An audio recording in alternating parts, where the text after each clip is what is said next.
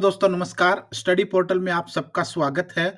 दोस्तों आज हम हिस्ट्री यानी इतिहास के चैप्टर नंबर 3 के बारे में बात करेंगे। इससे पहले हमारे 2 चैप्टर आ चुके हैं। इस सीरीज में हम लोग एंशियंट हिस्ट्री, मिडिवल हिस्ट्री और मॉडर्न हिस्ट्री यानी इतिहास के तीनों पार्टों को कवर करेंगे। हैंड रिटन नोट्स हमारे पास ही अवेलेबल है। इसी को हम कंप्लीट सीरीज के साथ पूरा कर रहे हैं। अगर आपको ये पूरे इतिहास की हैंड रिटन नोट्स की पीडीएफ चाहिए तो वीडियो के डिस्क्रिप्शन से डाउनलोड कर लीजिए। और अगर आपको कोरियर से चाहिए तो 8447410108 इस नंबर पर कॉल या व्हाट्सएप पर बात करके आप ऑर्डर कर सकते हैं। हम सभी कंपटीशन एग्जाम के नोट्स कोरियर से प्रोवाइड करवाते हैं। पूरे के पूरे सेट होते हैं, पेपर 1 पेपर 2 सबके लिए। वो भी आप इस नंबर पर कॉल या व्हाट्सएप पर करके बात कर सकते हैं। ऋग्वेद काल आज का हमारा टॉपिक है, जिसको आप लोग ऋग्वैदिक ईरा कहेंगे या ऋग्वैदिक पीरियड कहेंगे। सबसे पहले ऋग्वेद के बारे में, उनके मूल निवास और पहचान की आइए बात कर लेते हैं। आर्य शब्द संस्कृत भाषा से लिया गया है, जिसका अर्थ है उत्तम यानी श्रेष्ठ व्यक्ति, या फिर कहेंगे उच्च या ऊंचे कुल का पैदा हुआ इंसान। उसको आप लोग आर्य को वहां से हम लोग कनेक्ट करने की शुरुआत करते हैं। आर्यों का मूल निवास आल्पस पर्वत के पूर्वी क्षेत्र के आसपास बताया जाता है, जो वर्तमान में यूरेशिया कहा जाता है। अब यहाँ शुरुआत में देखेंगे, आर्य शब्द की उत्पत्ति संस्कृत भाषा से हुई है, जिसका अर्थ है उत्तम यानी श्रेष्ठ या ऊंचे कुल का व्यक्ति। और इसको हम आर्यों के मूल निवास को आल्पस आल्पस पर्वत के पूर्वी क्षेत्र के आसपास मानते हैं, और इस हिस्से को यूरेशिया भी कहा जाता है। भारत में आर्यों का निवास पूर्वी अफगानिस्तान, पाकिस्तान व भारत के पंजाब व हरियाणा से माना गया है। भारत में आर्यों की जानकारी ऋग्वेद से मिलती है। इस वेद में आर्य शब्द का उल्लेख कितनी बार हुआ है? 26 बार हुआ है। याद रखना, क्वेश्चन पूछा जाता है कि ऋग्वेद में आर्यों का वर्णन कितनी बार हुआ है, तो आपका आंसर होगा 36 टाइम्स। इनका मुख्य व्यवसाय, पूछते हैं कि आर्यों का मुख्य व्यवसाय क्या था? पशुचारण था। और उसके साथ ये कृषि का भी मानते थे, बट कृषि को गौण, पशुपालन को प्राइमरी और कृषि को ये सेकेंडरी मानते थे। यानी मेन काम इनका पशुपालन था, और पशुपालन को बनाए रखने के लिए, पशुओं के चारे के लिए कृषि करते थे। तो ये चीज याद रखना है। लेकिन आज के दौर में ये उल्टा हो चुका है। एग्रीकल्चर फर्स्ट आ चुका है, और जो आपका पशुचारण है, पशुपालन है, वो आपका सेकेंडरी आ चुका है। तो पशुपालन कहेंगे, पशुचारण की भी बजाय आप लोग यहाँ पर पशुपालन कहेंगे। ऋग्वैदिक काल के अध्ययन के लिए साहित्यिक तथा पुरातात्विक साक्ष्यों का सहारा लिया जाता है। साहित्यिक साक्ष्य कौन से हैं? ऋग्वेद एक संहिता है, जिसमें 10 मंडल तथा 1028 जो हैं वो सूक्त हैं। ऋग्वेद के 3 पाठ हैं। नंबर 1 शाक्ल, जिसमें 1017 मंत्र हैं। नंबर 2 बालखिल्य, जिसमें 11 मंत्र हैं। नंबर 3 वास्कल, जिसमें 56 मंत्र हैं। फिर बात करें हम पुरातात्विक साक्ष्यों की, तो बेगाकोई अभिलेख में 1400 ईस्वी पूर्व के एक लेख में हित्ती राजा सुबिलिमा और मितनी राजा मतिउजा के मध्य हुई संधि के साक्षी के रूप में वैदिक देवताओं इंद्र, वरुण, मित्र, नाच्य का उल्लेख किया गया है। इसके अतिरिक्त इनका उल्लेख ऋग्वेद में भी किया गया है, जैसे कसाइट अभिलेख में। 1600 ईस्वी के इस अभिलेख में यह सूचना मिलती है कि ईरानी आर्यों की एक शाखा भारत आई थी। ऋग्वेद की अगर हम बात करें, तो भारत आगमन के क्रम में आर्य मध्य एशिया और ईरान से पहुंचे। भारत में आर्यों की जानकारी ऋग्वेद से मिलती है। ऋग्वेद हिंदू यूरोपीय भाषाओं का सबसे प्राचीनतम और पवित्र ग्रंथ माना जाता है। ऋग्वेद में अग्नि, इंद्र, मित्र, वरुण आदि देवताओं की स्तुतियां जो है वो लिखी गई हैं, या उनका संग्रह है वो संग्रहित है, जिनकी रचना विभिन्न गोत्रों के ऋषियों और मंत्र सृष्टाओं ने की है। इसमें 10 मंडल हैं ऋग्वेद में, जिनमें मंडल 2 से 7 तक प्राचीनतम अंश माना जाता है। प्रथम और दसम मंडल सबसे अंत में जोड़े गए, ऐसा कहा जाता है। ऋग्वेद के मंत्रों का पाठ करने वाले पुरोहित होत्री कहलाते थे। चौथे मंडल के 3 मंत्रों की रचना 3 राजाओं ने की है, त्रासदस्यु, अजमीर तथा पोरमेड। 9वां मंडल सोम को समर्पित है, अतः इसे सोम मंडल भी कहा गया है। 10वां मंडल सबसे अंत में जोड़ा गया, अतः इसी के एक भाग पुरुष सूक्त में चतुर्वर्ण व्यवस्था की स्थापना की सूचना हमें मिलती है। इसी मंडल में देवी सूक्त का उल्लेख है, जिसमें वाक शक्ति की उपासना की गई है। ऋग्वेद के ब्राह्मण ग्रंथ ऐतरेय व कौशिकी हैं। आयुर्वेद को ऋग्वेद का उपवेद माना जाता है। क्वेश्चन पूछ लेते हैं कि ऋग्वेद का उपवेद कौन सा, आयुर्वेद, या फिर आयुर्वेद किस वेद का उपवेद है, ऋग्वेद। ऋग्वेद की सर्वाधिक पवित्र नदी किसको माना जाता है? ये मैं एक एक जो जहां जहां पर मैं ध्यान से सर्कल कर रहा हूं ना या पॉइंट आउट कर रहा हूं, वो डायरेक्ट क्वेश्चन बनते हैं, ये आप बिल्कुल याद रखिएगा। ये मैं इसीलिए आपको पॉइंट आउट कर रहा हूं ताकि आप नोट डाउन कर सकें कि ये क्वेश्चन बनेगा, ये क्वेश्चन बनेगा, ये क्वेश्चन बनेगा, यहां से क्वेश्चन बनेगा। ऋग्वेद की सर्वाधिक पवित्र नदी कौन सी है? सरस्वती है। इसका क्या नाम और माना जाता है? इसको नदी तमा भी कहा गया है। नदी तमा का मतलब होता है नदियों में सर्वश्रेष्ठ, ये भी आपको याद रखना है। ऋग्वेद में कौन सी नदियों का वर्णन है? इधर नदियों के प्राचीन नाम है, तो इधर उन नदियों के आधुनिक नाम है। झेलम का नाम, झेलम को पहले वित्सता कहा गया। व्यास नदी को पहले विपाशा कहा गया। रावी का पुराना नाम परुष्णी है। घग्घर का दृष्टदती या दृष्टदती कहेंगे। कुर्रम को कुंभा कहेंगे, कुरुम। काबुल को कुंभा। गंडक सदानीरा। चिनाब अस्किनी। सतलुज स्तुद्री। गोमती गोमल। कमरुवर्मन मरुद्वर्दा। सिंध सिंधु। गग्गर सरस्वती। सोहन सुसोमा। स्वात स्वास्ति। ये नदियों के प्राचीन और आधुनिक नाम है, याद रखना इनको। ऋग्वेद में यमुना का उल्लेख 3 बार और गंगा को जाह्नवी के रूप में 1 बार। गंगा का उल्लेख कितनी बार? 1 बार। और यमुना का उल्लेख ऋग्वेद में 3 बार। ये भी आपको याद रखना है, बार बार क्वेश्चन बनते हैं। अस्तोमा सदगम्य वाक्य ऋग्वेद से लिया गया है। ऋग्वेद में अफगानिस्तान की कुर्रम तथा कुंभा आदि कुछ नदियों का वर्णन है, और सिंधु और उसकी 5 सहायक नदियों का भी उल्लेख आपको ऋग्वेद से मिलता है। सिंधु आर्यों की सबसे प्रमुख नदी है। अच्छा देखना, यहाँ पर प्रमुख नदी है, वहां पर पवित्र नदी की बात हो रही है। दोनों चीजें अलग अलग हैं। पवित्र के रूप में सरस्वती और प्रमुख के रूप में सिंधु का नाम आप देखेंगे। इसका उल्लेख भी बार बार हुआ है। ऋग्वेद उल्लेखित शब्द, ऋग्वेद में कौन शब्दों का वर्णन बार बार है? जन जो शब्द है उसका उल्लेख 275 बार ऋग्वेद में हुआ है। ग्राम शब्द का वर्णन 13 बार। राष्ट्र शब्द का वर्णन 10 बार। अक्षत्रिय शब्द का वर्णन 9 बार। समिति शब्द का वर्णन ऋग्वेद में 9 बार हुआ है। सभा को 18 बार उल्लेख किया गया है। यमुना नदी का 3 बार। रुद्र का 3 बार। वरुण का 30 बार। इंद्र देवता का नाम 250 बार लिया गया है। अश्व 215 बार। अग्नि 200 बार। गो यानी गाय 176 बार। और विष जो है वो 170 बार इसका वर्णन किया गया है, याद रखना है। सोम का 144 बार। विद्ध का 122। गंगा नदी का 1 बार। जाह्नवी के रूप में वर्ण का 23 बार और ग्राम का 13 बार वर्णन किया गया है।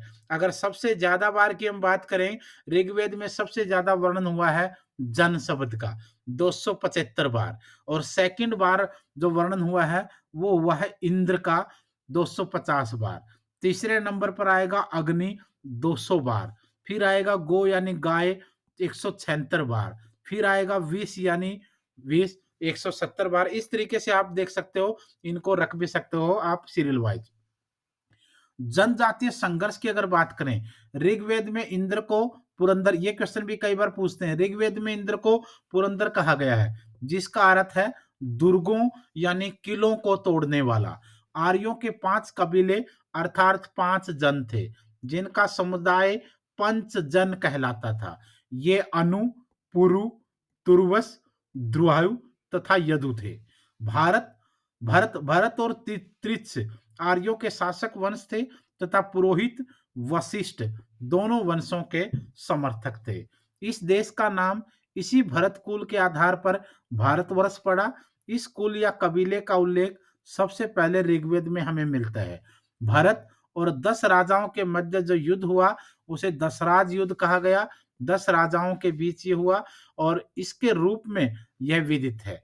इस युद्ध का कारण भरत वंश के राजा सुदास द्वारा अपने पुरोहित विश्वामित्र को हटाकर उनके स्थान पर वशिष्ठ को नियुक्त करना माना गया। सुदास द्वारा अपमानित किए जाने पर विश्वामित्र ने पंच जनों के साथ अन्य कबीलों को संगठित कर सुदास से युद्ध किया। यह युद्ध परुष्णी नदी के किनारे हुआ, यानी परुष्णी नदी के तट पर हुआ, जिसकी पहचान वर्तमान में रावी नदी के रूप में की जाती है। इसमें सुदास की जीत हुई और भरत कबीले की प्रभुत्ता और उसकी ताकत जो है वो सिद्ध हो गई। ऋग्वेद के 7वें मंडल में दशराज युद्ध का उल्लेख, ये क्वेश्चन पूछते हैं ऋग्वेद के कौन से मंडल में दशराज युद्ध का वर्णन मिलता है? 7वें मंडल में। इसका एक कारण राज्य विस्तार भी माना जाता है, ये भी कहा जाता है। कुरुजनों ने पांचालों के साथ मिलकर उच्च गंगा मैदान में अपना संयुक्त राज्य जो है वो स्थापित कर लिया था। ऋग्वेद के अनुसार सामाजिक वर्गीकरण की बात देखते हैं। वर्ण शब्द का प्रयोग रंग के अर्थ में होता था। ऐसा प्रतीत होता है कि आर्य भाषा भाषी गौर वर्ण के थे और मूलवासी लोग काले रंग के थे। ऋग्वेद में आर्य वर्ण और दास वर्ण का उल्लेख है। धीरे धीरे कबायली समाज 3 भागों में बंटता चला गया। नंबर 1 योद्धा, नंबर 2 पुरोहित और नंबर 3 सामान्य लोग यानी जनता या प्रजा। चौथा वर्ग जो शूद्र कहलाता था, इसका साक्ष्य ऋग्वेद काल के अंत में मिलता है। ऋग्वेद युग में व्यवसाय के आधार पर समाज में विभेदीकरण आरंभ हुआ। कार्यों के आधार पर, व्यवसाय के आधार पर 4 टुकड़ों में आगे बढ़ने लगा। कबीले और परिवार की अगर हम बात करें, ऋग्वेद में जन शब्द का उल्लेख कितनी बार हुआ? 275 बार। सबसे ज्यादा बार यूज होने वाला वर्ड ऋग्वेद में जन शब्द है। 275 बार इसका प्रयोग हुआ है। ऋग्वेद में दूसरा महत्वपूर्ण शब्द जो है विष को भी माना जाता है, हालांकि बाकी भी कई है, मैंने आपको बताया। कबीले के अर्थ में मिलता है। ऋग्वेद में इसका वर्णन कितनी बार हुआ? 170 बार। वैश्य नामक बहुसंख्यक वर्ग का उदय इसी विष या कबायली जनसमूह से शुरू हुआ या माना जाता है। ऋग्वेद में पुत्री के लिए कामना व्यक्त नहीं की गई है, जबकि प्रजा यानी संतान और पशु की कामना सूक्तों में बार बार आपको मिलती है। स्त्रियां जो हैं वो सभा समितियों में भाग ले सकती थी। वे पतियों के साथ यज्ञों में आहुतियां भी दिया करती थी। तो ऋग्वेद के अनुसार महिलाओं की जो पावर है, महिलाओं का जो स्थान है, वो पुरुषों के बराबर माना जाता था। ऋग्वेद में नियोग प्रथा और विवाह प्रथा यानी विधवा विवाह के प्रचलन का आभास भी मिलता है। बाल विवाह का कोई उदाहरण आपको ऋग्वेद में नहीं मिला है। अगर आर्थिक जीवन की हम बात करें ऋग्वेद के आधार पर, ऋग्वैदिक आर्यों के भौतिक जीवन के विषय में कुछ आभास मिलता है। भारत में उनकी सफलता के कारण थे घोड़े, रथ और संभवतः कांसे के कुछ कुशल अस्त्र शस्त्र व उपकरण, जिनके विषय में हमें पुरातात्विक प्रमाण जो है वो नाम मात्र के मिले हैं। ऋग्वैदिक आर्यों के अधिकांश युद्ध गाय को लेकर, यह क्वेश्चन पूछा जाता है कि ऋग्वैदिक आर्यों के ज्यादातर युद्ध किसके बारे में हुए? उनके ज्यादातर युद्ध गाय को लेकर हुए हैं। ऋग्वेद में युद्ध का पर्याय गविष्ठी यानी गाय का अन्वेषण माना गया है। गाय सर्वोत्तम धन मानी जाती थी और गाय की ही जो एक एक एक सेना से दूसरी सेना का जो टकराव है वो गायों को लेकर होता था, जब गायों की चोरी या गायों की छीना झपटी होती थी। ऋग्वैदिक लोग गाय चराने, खेती करने और बसने के लिए भूमि पर अधिकार करते थे, परंतु भूमि निजी संपत्ति नहीं होती थी, याद रखना। ऋग्वेद में बढ़ई, रथकार, बुनकर, चर्मकार, कुम्हार आदि शिल्पियों के उल्लेख भी हमें मिलते हैं। तांबे या कांसे के अर्थ में अयस शब्द का प्रयोग होता था। स्पष्ट है कि उन्हें धातु कर्म की जानकारी बिल्कुल थी, इसमें कोई डाउट नहीं है। जनजातीय राज्य व्यवस्था की अगर हम बात करें, ऋग्वेद काल में आर्यों का प्रशासनिक तंत्र कबीले के प्रधान के हाथों में था। वह राजन अर्थात राजा कहलाता था। ऋग्वैदिक काल में राजा का पद आनुवंशिक हो चुका था, यानी पीढ़ी दर पीढ़ी आपका वंश के आधार पर था। कबीले की आम सभा को जो समिति कहलाती थी, अपने राजा का चुनाव करती थी। वह कबीले के मवेशी की रक्षा करता था, यानी पशुओं की युद्ध का नेतृत्व करता था और कबीले की ओर से देवताओं की भी प्रार्थना करता था। सभा, समिति, वित्त एवं गण जैसे संगठन विचार विमर्श करते थे तथा सैनिक और धार्मिक कार्य देखते थे। ऋग्वैदिक काल में स्त्रियां सभा और वित्त में भाग लेती थी। ऋग्वेद में सभा शब्द का प्रयोग 8 बार हुआ है। सभा के पुरुष सदस्यों के लिए सभेद शब्द और स्त्री सदस्यों के लिए सभावती शब्द का प्रयोग करते थे। समिति की अगर बात करें तो ऋग्वेद में समिति का उल्लेख 9 बार हुआ है। अथर्ववेद में सभा व समिति को प्रजापति की पुत्रियां माना गया। ये क्वेश्चन कई बार आ चुका है कि ऋग्वेद में सभा और समिति को क्या कहा गया। क्या ऋग्वेद के अनुसार प्रजापति की पुत्रियां किनको माना गया? सभा को और समिति को। अथर्ववेद में इस बात का प्रमाण मिलता है कि समिति में स्त्रियों का प्रवेश जो है वो संभव था। जब वेद की बात करें तो ऋग्वेद काल में संस्था का प्रचलन अधिक था। इस बात का प्रमाण है कि ऋग्वेद में वेद शब्द का प्रयोग 122 बार हुआ है। वेद को विशिष्ट संस्था के रूप में माना गया है जिसमें वृद्धों एवं विद्वानों की सहभागिता हुआ करती थी। दैनिक प्रशासन में कुछ अधिकारी राजा की सहायता करते थे, जिनमें सर्वाधिक महत्वपूर्ण अधिकारी पुरोहित कहलाता था।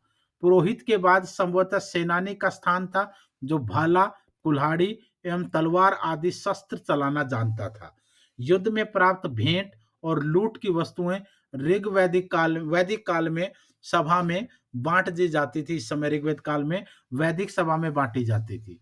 चारागाह या बड़े जत्थे का प्रधान वाज्रपति कहलाता था। परिवारों के प्रधान को कुल तथा लड़ाकू दलों के प्रधान को ग्रामीण कहा जाता था। ये जो पॉइंट मैं बोल रहा हूं ना, ये मोस्ट इंपोर्टेंट है। एक एक पॉइंट आपका क्वेश्चन बनेगा। राजा कोई नियमित या स्थायी सेना नहीं रखता था, लेकिन युद्ध के समय सौजनों की सेना, मिलिशिया संगठित वो कर लिया करता था। ऋग्वेद के देवताओं की अगर हम बात करें तो बोगाज कोई अभिलेख 1400 ईस्वी पूर्व में अनेक वैदिक देवताओं जैसे मित्र, वरुण, इंद्र, नास्ते का उल्लेख किया गया है। इन देवताओं का उल्लेख ऋग्वेद में भी किया गया है। ऋग्वेद में सबसे अधिक महत्वपूर्ण देवता जो है वो इंद्र को माना गया है, जिनको पुरंदर कहा गया, अर्थात किलों या दुर्गों को तोड़ने वाला या जीतने वाला। अग्नि का दूसरा स्थान माना जाता है। इस पर 200 सूक्त हैं। अग्नि की भूमिका जंगलों को जलाने, खाना पकाने आदि कार्यों में मानी गई है। तीसरा स्थान वरुण देवता का है, जो जल या समुद्र का देवता माना गया। इसे ऋतु अर्थात प्राकृतिक संतुलन का रक्षक भी कहा गया। सोम को वनस्पतियों का अधिपति माना गया है तथा एक मादक रस सोमरस इसी के नाम पर पड़ा है। ऋग्वेद का नवम मंडल सोम की स्तुति जो है वो करता है। ऋग्वेद में उषा, अदिति, सूर्या आदि देवियों का भी उल्लेख है। ऋग्वेद के एक मंत्र में रुद्र यानी शिव को त्र्यंबक कहा गया है। अगर बात हम ऋग्वैदिक देवियों की करें तो देवियां और उनके कार्य क्षेत्र देखिए। सावित्री सूर्य को प्रेरणा प्रदान करने वाली देवी, पृथ्वी जगत की माता कहा गया, उषा को अरुणोदय यानी प्रातःकाल की देवी कहा गया, अदिति को देवों की महान माता कहा गया है, सिंधु को नदी देवी कहा गया, पुरापदी को उर्वरता की देवी कहा गया फर्टिलाइजेशन के मामले में, रात्रि को रात की देवी, अरुणयानी को वन देवी, दिशान को वनस्पति की देवी, आप को जल देवी, ईला को आराधना की देवी और सूर्या को सूर्य देवता की पुत्री कहा गया। ऋतु की व्याख्या सृष्टि या नियमितता, भौतिक व नैतिक व्यवस्था एवं अंतरिक्षीय व्यवस्था आदि रूपों में की गई है। मारुत आंधी के देवता के रूप में जाने जाते थे। बलि या आहुति में शाक, जो आदि वस्तुएं दी जाती थी। कृष्ण ऋग्वैदिक काल में पशुओं के देवता माने गए या वो थे। तो ये कुछ क्वेश्चन थे आपके इस पोर्शन के। एक बार फिर मैं बता रहा हूं, 8447410108 ये हमारा व्हाट्सएप नंबर है, कॉलिंग नंबर है। अगर आपको पूरी की पूरी इतिहास के तीनों पार्ट की पीडीएफ चाहिए तो वीडियो के डिस्क्रिप्शन से डाउनलोड कर लो। अगर कोरियर से ये नोट्स चाहिए तो इस नंबर पर कॉल या व्हाट्सएप पर बात करके ऑर्डर कर सकते हैं, कोरियर से मंगवा सकते हैं। इसके अलावा जितने भी एग्जाम है, चाहे केवीएस का एग्जाम है, चाहे एनवीएस का एग्ज़ाम है, चाहे सीटेट का एग्ज़ाम है, चाहे आपका यूजीसी नेट के एग्ज़ाम है, चाहे आपका यूपीएससी का एग्ज़ाम है, चाहे आपका स्टेट पीसीएस का एग्ज़ाम है, चाहे आपका एसएससी सीजीएल का एग्ज़ाम है या फिर आपका एसएससी आपका जीडी का एग्ज़ाम है, एसएससी आपका 12th बेस वाला है, जितने भी एग्ज़ाम्स हैं कॉम्पिटिशन के हैं, अगर आपको किसी भी एग्ज़ाम के बारे में नोट्स चाहिए, घर बैठकर तैयारी करनी है, तो इस नंबर पर कॉल या व्हाट्सएप पर बात करके आप मँगवा सकते हैं। हम लोग हर पोर्शन की स्पेशल बुकलेट का पूरा सेट आपको देते हैं। जैसे केवीएस की बात करें, तो पेपर 1, पेपर 2 आपको पूरा मिलेगा, डीएसएसबी में वही होगा। अगर दूसरे एग्ज़ाम की बात करेंगे, तो भी आपका पूरे नोट्स का सेट आपको पूरा बंडल कोरियर और स्पीड पोस्ट के माध्यम से आपके घर भेज दिया जाएगा। इस नंबर पर कॉल या व्हाट्सएप पर बात करके आप ऑर्डर कर सकते हैं। आज के लिए इतना ही था, कल फिर मिलेंगे। धन्यवाद, शुभकामनाएँ।